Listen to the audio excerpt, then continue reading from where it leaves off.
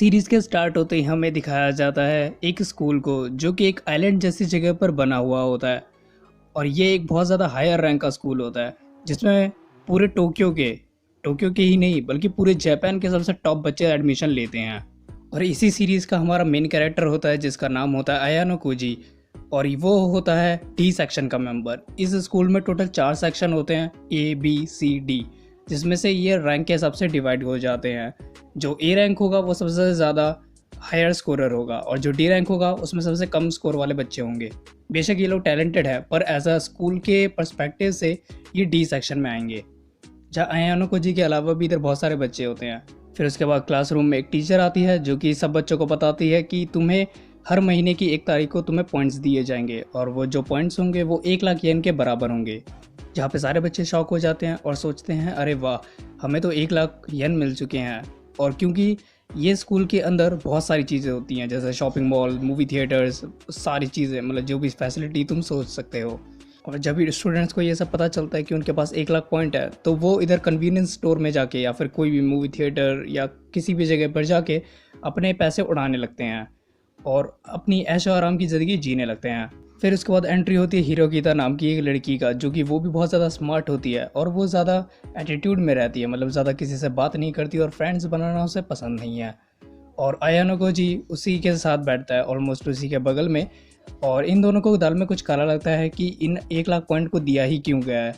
पर ये दोनों बहुत ही ज़्यादा सोच समझ के अपने पॉइंट्स को यूज़ करते हैं। फिर उसके बाद हमें दिखाई जाती है एक और लड़की जिसका नाम होता है कुशिदा। और ये लड़की थोड़ी फ्रेंडली गेस्चर की होती है, मतलब काफ़ी फ्रेंडली नेचर की होती है और ये सभी से दोस्ती करना चाहती है। जहाँ पे कुशिदा अयानो कोजी से बोलती है कि वो सभी के साथ दोस्त बन चुकी है पर वो तुम्हारे साथ दोस्त नहीं बनी, और वो चाहती है कि वो हिरोकिता के साथ भी दोस्त बने। पर कई बार ट्राई करने के बाद कुशिदा समझ जाती है कि हिरोकिता उसके अंदर इंटरेस्टेड नहीं है और वो किसी के साथ फ्रेंड नहीं बनना चाहती। फिर हमें एक और लड़के का दिखाया जाता है जिसका नाम होता है सूदो। ये काफ़ी ज़्यादा स्पोर्ट्स में अच्छा है पर पढ़ाई में इतना ज़्यादा अच्छा ना होने के कारण इसकी आपस में क्लास के बंदों के साथ बनती नहीं है। फिर उसके बाद सारे बच्चे अपने पूरे इस महीने सारे पॉइंट्स को ख़त्म कर देते हैं, मतलब काफ़ी बच्चे ख़त्म कर देते हैं, कई बच्चों के बचे हुए होते हैं, जैसे जिसमें से अयानो कोजी और हिरोकिता एक होती है।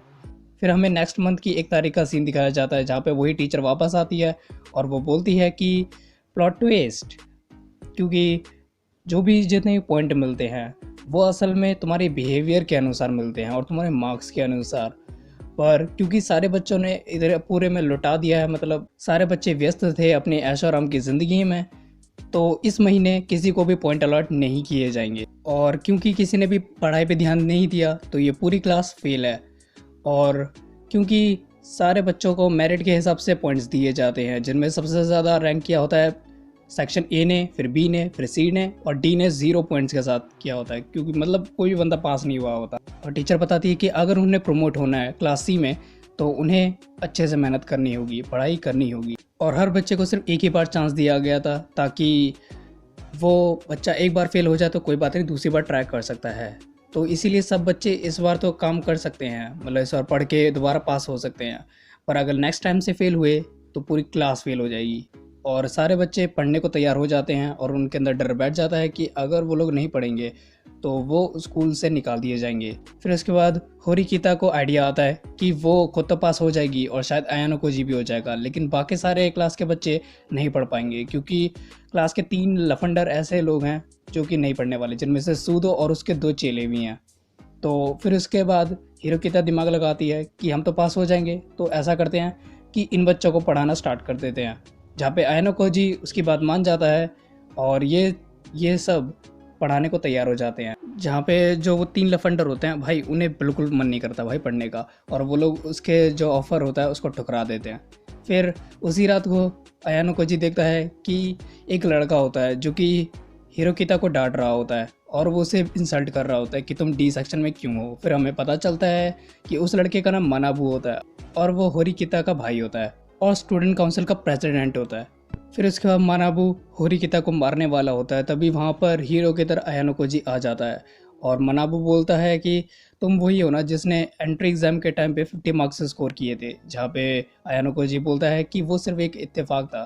फिर उसके बाद मनाबू वहाँ से चला जाता है और होरिकिता आयानोकोजी से पूछती है कि क्या तुम्हें मार्शल आर्ट आते हैं, जहाँ पे आयानोकोजी बोलता है कि नहीं, बस मतलब उसे ऐसी थोड़ा सा आइडिया है, पहले से ही उसने सीखा हुआ है। फिर उसके बाद आयानोकोजी होरिकिता से पूछता है कि अब स्टडी ग्रुप का क्या करना है, जहाँ पे होरिकिता बोलती है कि अब मुझे फ़र्क नहीं पड़ता कि कोई बच्चा फेल हो या फिर पास हो, मैं पास होके रहूँगी। फिर हमें नेक्स्ट टर्म का सीन दिखाया जाता है जहाँ पे सारे बच्चे पास हो चुके होते हैं और सारे बच्चे खुश होते हैं कि उन्होंने फाइनली मेहनत करके पास कर लिया, और टीचर भी काफ़ी ज़्यादा खुश होती है और बोलती है कि अरे वाह कि तुम सबने पास हो गए। लेकिन एक बच्चा है जो कि फेल हुआ है और वो कोई और नहीं बल्कि सूदो होता है, जहाँ पे सूदो शॉक हो जाता है कि वो 1 नंबर से फेल हो चुका है। फिर हमें पता चलता है कि सारी क्लास पास कैसे हो गई थी, इसीलिए हुई थी क्योंकि आयानोकोजी ने अपना दिमाग लगाया था और 15,000 पॉइंट्स के बदले एक सीनियर से पिछले 3 साल के क्वेश्चन पेपर्स ले लिए थे और वो सारे बच्चों में बांट दिए थे। फिर थोड़ी देर बाद आयानोकोजी टेरेस पे जाता है जहाँ पे उसी की टीचर होती है और आयानोकोजी बोलता है कि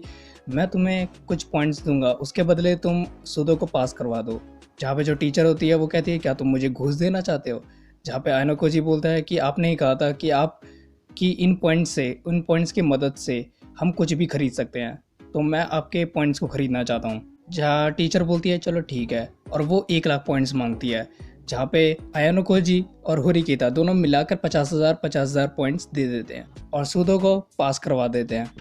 फिर उसके बाद रात में एक पार्टी जैसा सीन बन रहा होता है, वो भी आयानोकोजी के रूम में, जहाँ पे आयानोकोजी सारा क्रेडिट हिरोकिता को दे देता है कि उसकी मदद से ये सब कुछ हुआ। फिर उसके बाद जो कुशीदा होती है उसका फ़ोन आयानोकोजी के रूम में ही छूट जाता है, जहाँ पे आयानोकोजी उसे बाहर देने के लिए जाता है, पर वो देखता है कि कुशीदा किसी पे गुस्सा कर रही है और वो किसी और पे नहीं बल्कि हिरोकिता से चिढ़ रही होती है कि वो इतनी ज़्यादा सुंदर क्यों है, वो इतनी ज़्यादा टैलेंटेड क्यों है। जहाँ पे आयानोकोजी ये सब देख लेता है और कुशीदा भी ये देख लेते हैं कि कोई उसकी बातों को सुन रहा है, जहाँ पे कुशीदा को हमें एक अलग ही बहुत ही ज़्यादा अलग पर्सनैलिटी देखने को मिलती है, जो कि वो फ्रेंडली तो होती है पर ये पर्सनैलिटी कुछ ज़्यादा ही विलेनिक थी। जहाँ कुशीदा आयानोकोजी से बोलती है कि तुम मेरी पर्सनैलिटी को सीक्रेट रखोगे, अगर तुमने नहीं रखा तो मैं तुम्हारे पे सेक्सुअल असॉल्ट का इल्ज़ाम लगा दूंगी, जहाँ पे आयानोकोजी उसकी बात मान जाता है। फिर नेक्स्ट डे का सीन दिखाता है जहाँ पे जो टीचर होती है वो सूदो को कॉल आउट करती है कि तुमने क्लास सी के मेंबर से पंगा लिए हैं, जहाँ पे सूदो अपनी अपनी बात रखता है और वो बोलता है कि मैंने कोई पंगा नहीं लिया था और किसी के पास सबूत भी नहीं है कि मैंने उन्हें मारा या फिर उन्होंने मेरे को मारा, और जहाँ पे सूदो बोलता है कि उन्होंने ही मेरे को मारा है। फिर सीन शिफ्ट होता है और हमें आयानोकोजी को दिखाया जाता है जो कि एक होनामी नाम की लड़की की मदद करता है, और वो होनामी क्लास बी की लड़की होती है, जहाँ पे होनामी आयानोकोजी को हेल्प के लिए थैंक यू बोलती है और वो बोलती है कि मेरे ऊपर तुम्हारा एहसान है तो मैं भी तुम्हारी कभी मदद करूँगी। फिर उसके बाद आयानोकोजी नेक्स्ट डे विटनेस के तलाश में जाता है और वो क्लास बी की होनामी से बात करता है, जहाँ पे हेल्प करने के दौरान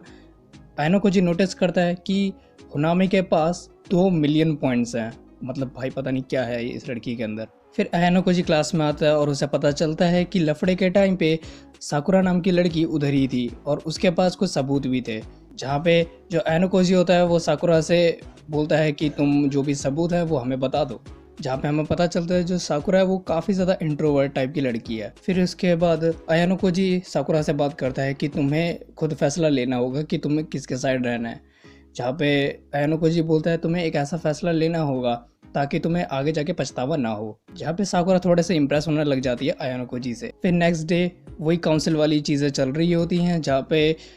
हिरोकिता बोलती है कि एक लड़का 3 लड़कों को कैसे मार सकता है, जहाँ पे विटनेस के तौर पे वो साकुरा को बुलाती है, और पर क्योंकि साकुरा ज़्यादा कुछ बोल नहीं पाती इसीलिए काउंसिल वालों को लगता है कि ये एक फेक विटनेस है, जहाँ पे इस कोर्ट को पूरा रद्द कर दिया जाता है। लेकिन जो मनाबू होता है जो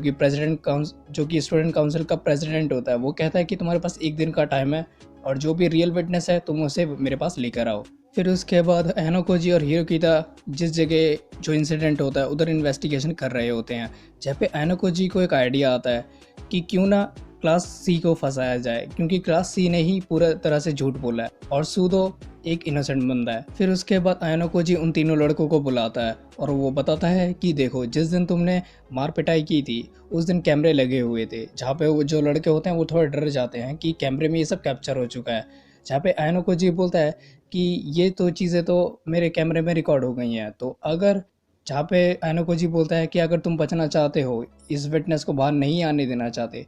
तो केस को वापस ले लो, जहाँ पे वो 3 बंदे मान जाते हैं। फिर हमें पता चलता है कि आयनोकोजी ने वो फेक कैमरे लगाए थे होनामी की मदद से। फिर ये सब होने के बाद सूदो इनोसेंट साबित हो जाता है। फिर उसी रात हिरोगिता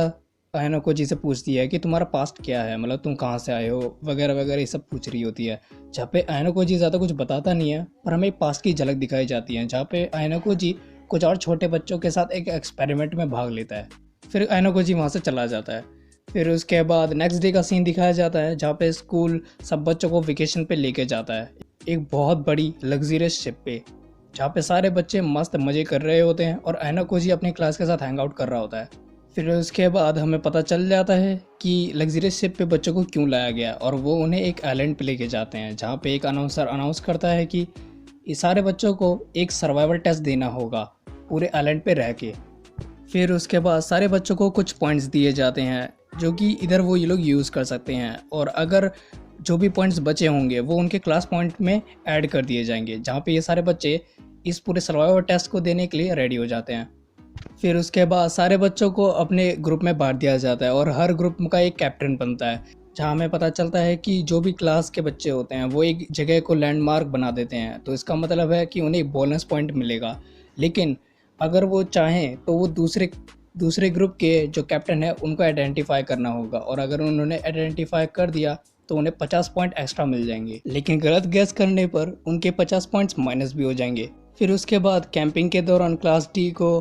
एक जगह मिलती है जहाँ पे वो कैंप लगा सकते हैं। फिर तभी वहाँ पे एक लड़की दिखाई जाती है जिसका नाम मियो होता है, और क्योंकि वो घायल होती है इसलिए क्लास डी के लोग उसे ऑफर करते हैं कि वो हमारी क्लास में आ जाए। फिर हमें पता चलता है कि रोकुसुके नाम का एक लड़का होता है जो कि क्लास डी का ही होता है, और उसने इस पूरे टेस्ट को छोड़ दिया है, और टेस्ट छोड़ने की वजह से क्लास डी के 30 पॉइंट माइनस में हो जाएंगे। फिर थर्ड नाइट का सीन दिखाते हैं जहाँ पे एक मियोके नाम का लड़का होता है, वो बैग में कुछ ढूंढ रहा होता है। फिर हमें पता चलता है कि क्लास सी में काकुरे को छोड़ के सारे बच्चे शिप के ऊपर वापस लौट चुके हैं। फिर नेक्स्ट डे के अंडरवेयर घूम जाती है जहाँ पे वो लड़कों पे इल्ज़ाम लगाती है इन लड़कों ने ही किसी के पास होगी, और इसके वजह से क्लास डी में बॉयज़ वर्सेस गर्ल स्टार्ट हो जाता है और दोनों थोड़ा अलग अलग रहना स्टार्ट कर देते हैं। फिर आयनोकोजी को पता चलता है कि जो होरिकिता थी उसकी तबीयत बहुत पहले से ही ख़राब थी, लेकिन क्योंकि वो अपने क्लास के पॉइंट्स को माइनस नहीं करवाना चाहती थी इसलिए वो सब जितने भी काम थे उसमें कंट्रीब्यूट कर रही थी। फिर इसके बाद होरिकिता क्योंकि क्लास डी की